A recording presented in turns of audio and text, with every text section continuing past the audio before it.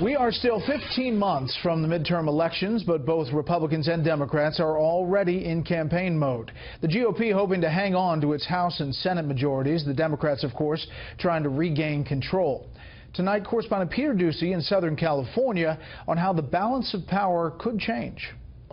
Democrats are looking at the map of midterm races on the horizon and dreaming of winning way more than the 24 seats they need to take control of the House. We are building the largest battlefield in a decade. The Democrats want to flip 80 House seats, including these 23 held by GOP members in districts Hillary Clinton won, a plan Republicans say sounds familiar. Just 3 weeks before Election Day in 2016, Nancy Pelosi was on TV saying they'd take the House back, win 30 seats. We're still in the majority. The GOP is now trying to expand that majority in a dozen districts where voters just picked a Democrat for Congress and Trump for president. Experts say in this fight, Democrats start at a disadvantage.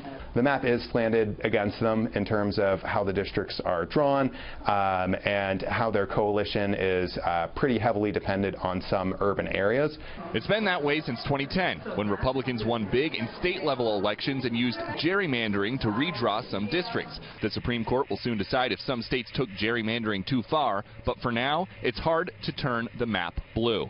We've seen over the last 8 years the number of competitive districts go from about 100 to about 24, and that, by and large, is the result of political gerrymandering. The House gets the most Democratic attention because in the Senate, their membership may shrink. 10 Democratic senators are trying to get reelected in states Trump just won, and the Cook Political Report just moved 4 races that favored Democrats to the toss-up category. The Democrats are hugely exposed in the 2018 Senate map. But the House is in play, so both sides are brainstorming final arguments.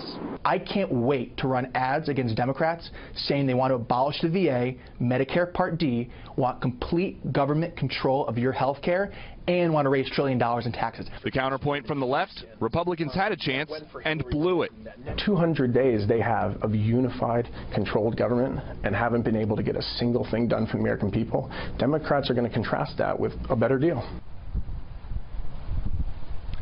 As Democratic congressional candidates hope for their best showing at the ballot box in a decade, the Democratic National Committee just had their worst earning July in a decade. New numbers show the DNC has raised half as much money as the RNC so far this year. Brett? Peter Doocy out in California. Peter, thank you.